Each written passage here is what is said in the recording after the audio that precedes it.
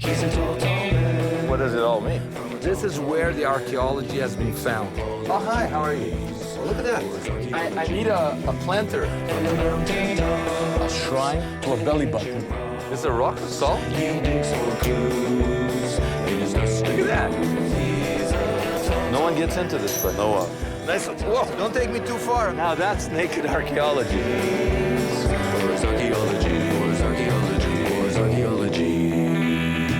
Once upon a time, in a land far, far away, an incredible miracle happened that will change the world forever. Not that story. I'm talking about the miracle of glass.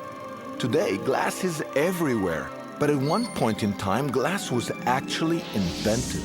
Kind of like the invention of the wheel. It was invented once and only once. Back in ancient times, glass was more valuable than gold. It must be more than $1 million. The common belief is that glass was invented by the Egyptians some 3,000 years ago, perfected by the Romans, and exported to the world by the Phoenicians. But is this the real story? I'm not convinced, especially since the biggest piece of ancient raw glass was found here in northern Israel in 1956. But the strange thing is that it was discovered in the middle of an ancient cemetery, a necropolis called Bet Sha'arim. So I've come here to see if I can shine some light on this mysterious slab of glass. Wow, I don't know how many people get excited by a giant slab of rock, but it's actually glass. I'm standing on the biggest piece of glass of ancient times. It would take the 20th century to make a bigger slab of glass for the telescopes to look out into space. And this is at least 1,600 years old. But the question is, what is it doing here? To answer that, I'm meeting with Revital. She's the archaeological guide here at Bet Sha'arim. Okay, Revital, it looks like rock, but it's not rock. What is it? Well, when you first look at it, obviously you don't think that it's glass, but it's a leftover of one huge block of glass that in the 4th century here was a factory of creating glass. Revital just told me that most archaeologists believe that the cave here operated as a factory for making raw glass somewhere around the 4th century of the Common Era. So this was a giant furnace, right? I mean, I can see chimney. A chimney, yes. Now it's blocked, but it used to be open to the sky. For the smoke. For the smoke to get out. Back then, glass making was a secret. We now know that it was made by mixing sand with an ingredient called natron, which is to glass what baking soda is to baking a cake. By mixing sand and natron and cooking them in a furnace at temperatures above 1,500 degrees Celsius, glass makers produce slabs like the one at Bet Sha'arim. But according to experts, the people who made this slab also threw plant ash into the mix, which made the glass opaque instead of translucent. They abandoned the slab when they realized their mistake. And we believe that they didn't succeed to melt this huge stone, and this probably is a leftover. This was like the Titanic of glass. That's right. So everyone seems to agree that this failed attempt at making raw glass was made in the 4th century of the Common Era. But I'm not convinced, especially since there's no way to accurately date the slab. And even though archaeologists found artifacts around it dating to the 4th century, they also found artifacts from the time of Herod, 300 years earlier in the 1st century of the Common Era.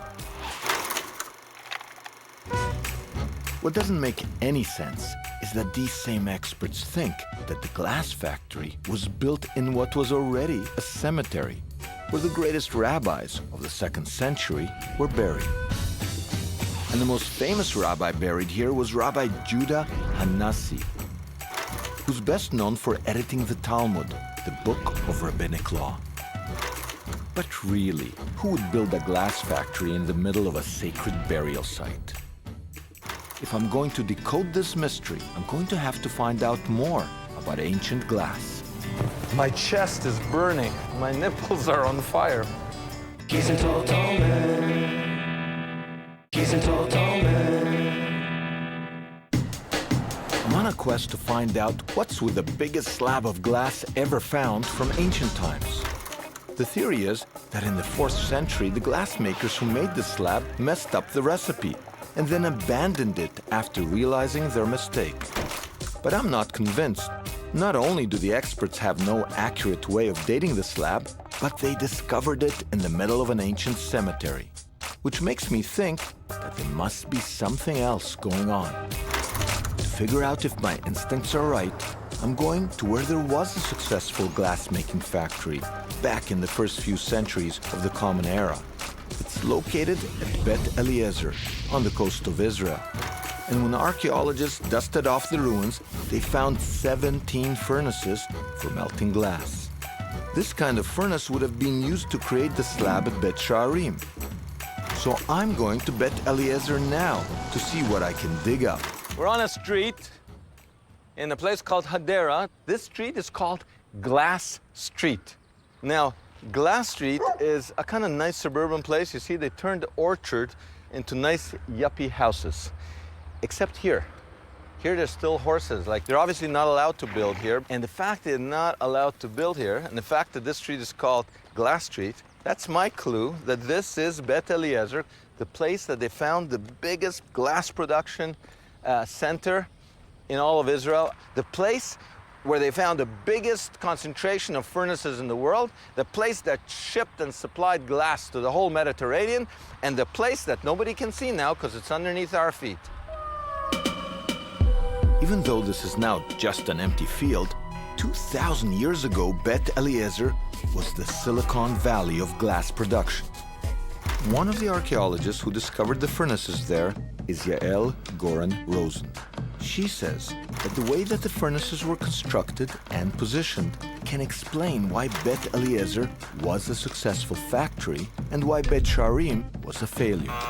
So you found 17 glass furnaces. Yeah, all facing the same direction. In all of them, the firing chambers in the west and the melting chamber was in the east. So you said, wait a minute, there must be a reason. Yeah, and you need wind to ventilate. To keep the fire. To keep the fire. So they usually wait to the southwest winds during the autumn. So autumn is good glass making time? Yeah, this is the best.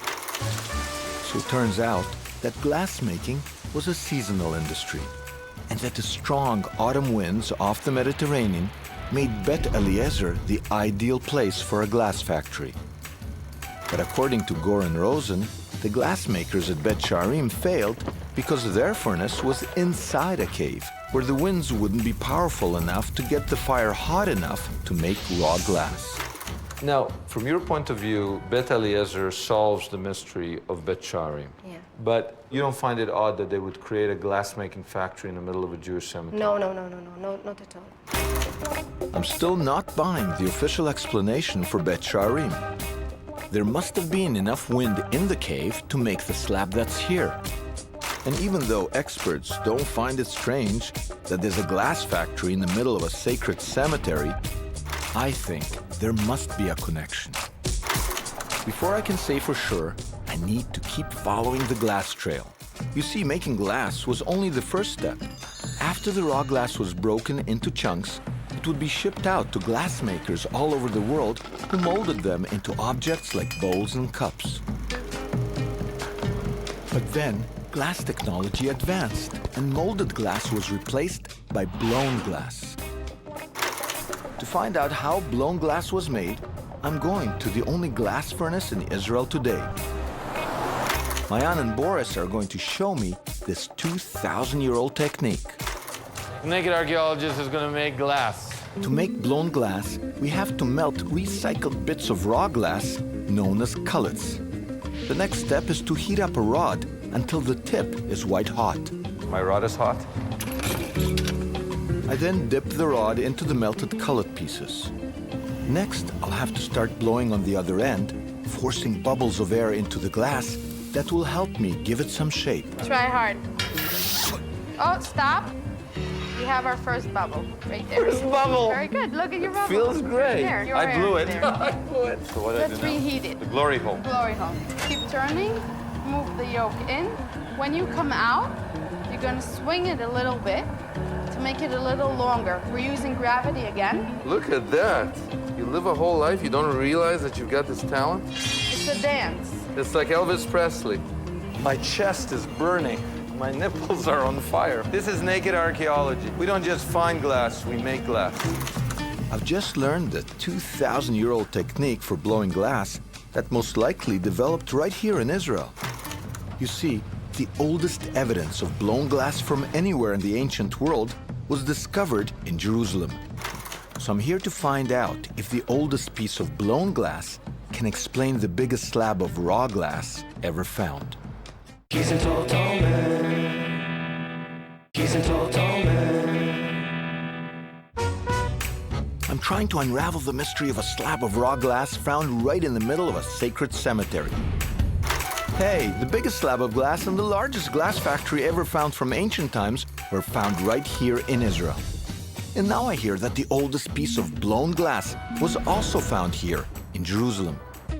This egg-shaped glass dates to the time of King Herod in the 1st century of the Common Era. It was found in the ruins of a residence destroyed by the Romans. I'm meeting with Hillel Geva, an expert on the glass remains found here. One thing that nobody talks about that was found just a few meters from here is the earliest blown glass ever found. No, you're absolutely right. This is one of the most important discoveries made here in our excavations. We found here the earliest evidence of glass blowing that can be dated specifically to the time of Herod the Great. How do you explain that the earliest glass blowing in the world was found in Jerusalem, not in Rome, not in Alexandria? Why Jerusalem? We found many, many fragments of glass vessels connected to the same idea of keeping the purity with daily life in Jerusalem. That's the only way to explain it. So maybe there was an interest, they had a vested interest to experiment with glass. They maintained their ritual purity, correct? Yeah, that's right. Hillel Geva just told me that the reason Jews would have had an interest in glass has everything to do with ritual purity. You see, in Jewish law, certain vessels can become unkosher because they can absorb food or liquid that you put into them. But glass doesn't absorb anything that's put into it. So under Jewish law, it always stays kosher. The idea that glass was invented in Israel isn't new. In fact, Roman historian Pliny the Elder said that glass was invented at a specific location in Israel. So that's where I'm headed now. This is the Naaman River, but in ancient times, the Romans called it the Belus River. You don't see any mention of glass, do you? But Pliny the Elder, not to be confused with Pliny the Younger, and Tacitus both said that glass originated right here at the mouth of the Belus River. They said that sailors put in from the Mediterranean and they started a bonfire on the beach so that they can cook dinner. And then they invented glass because soda and sand mixed together, the fire from the heat, and suddenly they saw this translucent liquid. Do you believe that? I don't believe that. I don't believe they invented fish and chips, never mind glass. But why do I tell you the story? I tell you the story because it shows that the Romans believed that glass originated in Israel. The connection between glass and Israel is also documented by the late glass historian Samuel Korinsky. Even though most experts think that glass originated in Egypt about 3,000 years ago, Korinsky said that glass was invented 3,800 years ago in the ancient city of Ur, present-day Iraq. According to Korinsky, there's a parallel between the history of glass and the Bible. After all, Ur is where the biblical Abraham came from. Abraham leaves Ur, goes to Jerusalem, and then his descendants move on to Egypt, and then back to Israel before they spread out across the Mediterranean to the rest of the Roman world. And if we follow the glass trail, it matches the wanderings of Abraham's descendants. In other words, everywhere the Jews go, glassmaking seems to miraculously appear. The irony is the Jews get credit for the bagel, and they didn't invent the bagel. And they don't get credit for the glass blowing, and I think they did invent the glass blowing. Okay? Okay with me. The connection between glassmaking and ritual purity may hold the answer to the mystery at Bet Sha'arim. If the glass preceded the cemetery, could a glass slab be considered so pure that a bunch of rabbis would want to be buried around it? To find out, I'm taking a look at the purest glass of the ancient world And back in the 1st century, that was the glass used in Herod's temple. And the top glassmaker of the time, who would have made glass for the temple, was named Enyon. He was a Jewish glassmaker who also made a habit of signing his work, as he did on this blue jug. So to find out about his work, I'm going to London, England, to see Shlomo Musayev. He has the largest collection of Enyon glass in the world. This is exciting. Shlomo Musayev's London home. I've been to his Israeli home many times, never here. And this is where the real treasure is. Hello. Shlomo, hi, how are you? It's good to see you. We call it Jerusalem of London. Jerusalem of London, I'll say, look at this. This coffee table has more stuff than most museums. You gotta understand, any museum in the world would be happy to have one broken piece of this, right? Now you've got 1, 2, 3, 4, 5, 6, 7, 8, 9 Enyons. Okay, that's pretty amazing. Yeah. You have more Enyon than anybody else has. I like him. You like him, I like him. It costs more than $6,000 today to buy one, right? I give $1 million. $1 million? Yeah. You paid $1 million? I pay, I be You happy. paid $1 million. You paid $1 million for what? For one fantastic piece. Oh my. See, this is what the glass really looks like. And here's his signature. Why is this so famous? Because you look at a lot of glass and you get to the point where you can recognize the form, the relationship between handles and size, the aesthetics, right? Just like you can recognize a Rembrandt. Here, look at this one. Well, look at this bluish color. It's unbelievable. This man who made this glass, Hananiah in Hebrew, Enyon in Greek, when it says in the Gospels that Jesus went to the temple, this Hananiah was making glass vessels for the temple at the same time. Because ordinary people would not be able to afford this. So this was used in ritual. It was used in places like the Jerusalem temple. You had to be a king, a high priest to be able to order something like this. Glass of the purest kind would have been made for the temple, reinforcing the idea that there was a deep connection between Judaism and glassmaking. But then, after the temple was destroyed by the Romans in the year 70 CE, Jewish glass began to spread out to the rest of the world, reinforcing Samuel Kerensky's theory that the history of glass is synonymous with the history of the Jewish people. Which makes me think that maybe the Bible has the answer to the mystery of the glass slab at Bet Charim. He's a total man. He's a total man. I'm trying to solve the mystery surrounding the biggest slab of glass ever found from ancient times. So far, I've uncovered a strong connection between Judaism and glassmaking, which makes me wonder if there might be clues in the Bible that can explain what the slab at Bet Charim is all about. Okay, I'm in a coffee place in Jerusalem, and that's where I'm trying to figure out one of the mysteries of the Bible. I've got here the Bible, and I've got it in the Hebrew original because translations are not very good. And there's a very interesting thing here. When it talks about Solomon building his temple, it's in 1 Kings, and it gives exact dimensions of this temple. And then it was replaced by the second temple and was renovated by Herod. That's going to be very important for us. And it says that Solomon made for the temple transparent windows of one piece. Do you know how big a furnace you need to make these giant windows? And if someone was to renovate the temple, he would have to replace these windows. And one last thing, if you were to make a mistake, right? If you didn't get it perfectly transparent, you'd abandon that window, but that window would become very, very important because the intent was that it should be part of the house of God. The idea that the slab of glass was a failed attempt to make a window for Herod's renovation of the temple at least explains why one of the top rabbis of all time would want to be buried near it.